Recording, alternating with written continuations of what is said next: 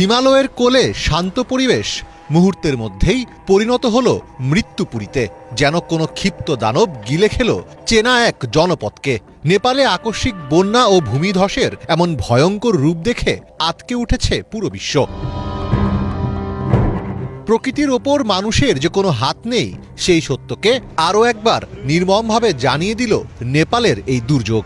স্থানীয়রা যখন দৈনন্দিন কাজে ব্যস্ত ছিলেন, ঠিক তখনই উজান থেকে ১০০ মিটার উঁচু দানবীয় এক পাহাড়ি ঢল ধেয়ে আসে। ভোটকোশি ও ত্রিশূলী নদীর গতিপথ ধরে এগিয়ে চলা এই ক্ষিপ্র স্রোত পুরো এলাকায় মারাত্মক ধ্বংসলীলা চালায়।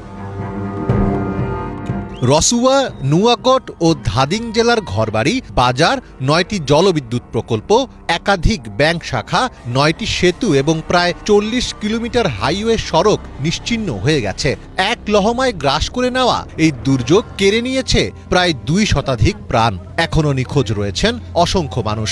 নিখোঁজদের বড় একটি অংশ বিদেশি পর্যটক বলে জানা গেছে। বন্যায় আহত হয়ে একটি ছোট হাসপাতালে চিকিৎসাধীন অবস্থায় রয়েছেন ৬৮ বছর বয়সী কেশব প্রসাদ বারাল। রয়টার্সকে দেওয়া এক সাক্ষাৎকারে দুর্যোগের ভয়াবহতা বর্ণনা করেন তিনি।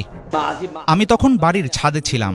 সুরক্ষার আশায় আমরা সেখানে আশ্রয় নিয়েছিলাম, কিন্তু বন্যার পানি এত উঁচুতে উঠে গিয়েছিল যে তা ছাদ পর্যন্ত ছুঁয়ে ফেলে। প্রায় ১ ঘন্টারও বেশি সময় পর পানি কিছুটা কমতে শুরু করে। এভাবে ৪ থেকে ৫ ঘন্টা কাটানোর পর শেষ পর্যন্ত একটি হেলিকপ্টার এসে আমাকে উদ্ধার করে নিয়ে যায়। কিন্তু আমার স্ত্রী এখনও কাদার নিচে কোথাও চাপা পড়ে আছেন। তিনি আর নেই।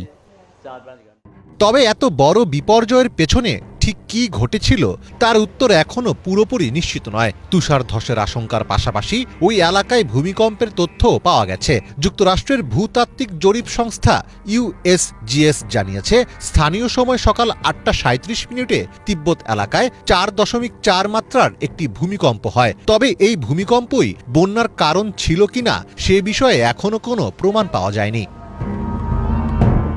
বন্যার প্রধান সম্ভাব্য কারণ হল হিমবাহের হ্রদ ভেঙে যাওয়া। সংবাদ মাধ্যম রয়টার্সের এক প্রতিবেদন বলছে, নেপাল সীমান্তে অবস্থিত লেন্দো খোলা নদীর অববাহিকায় হিমবাহ থেকে বিশাল আকারের বরফ ও পাথরের ধস নেমে আসে। বরফ ও পাথরের এই বিশাল ধস নদীর গতিপথ সাময়িকভাবে আটকে কৃত্রিম হ্রদ বা বাঁধের মতো তৈরি করে। পরবর্তীতে পানির অতিরিক্ত চাপে তা ভেঙে গিয়ে বিপুল পরিমাণ কাদা, পাথর ও পানির প্রচণ্ড স্রোত বা ফ্লাশ ফ্লাড আকারে নিচের দিকে ধেয়ে আসে। নেপালের হাইড্রোলজি ও মেটিওরোলজি বিভাগ জানিয়েছে, চীনের দেওয়া স্যাটেলাইটের ছবিতে তারা দেখতে পেয়েছেন স্থানীয় মিতেরি সেতু থেকে প্রায় ২০ কিলোমিটার দূরে নদীর উপরিভাগ বা উজানে রাবিশ জমেছিল, যা নদীটির পানি প্রবাহ বন্ধ করে দেয়। এর ফলে সেখানে একটি অস্থায়ী লেক তৈরি হয়, যা পরবর্তীতে বিস্ফোরিত হয়। তবে একটি বিষয় ইতোমধ্যেই পরিষ্কার, সেটি হলো হিমালয়ের মতো উচ্চ ঝুঁকির এলাকায় বরফ, পাথর ও নদীর স্বাভাবিক ভারসাম্যে সামান্য পরিবর্তনও মুহূর্তের মধ্যে ভয়াবহ বিপর্যয় ডেকে আনতে পারে।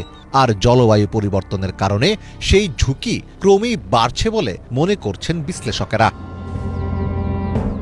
মীর ফজলে রাব্বি, বাংলা ভিশন।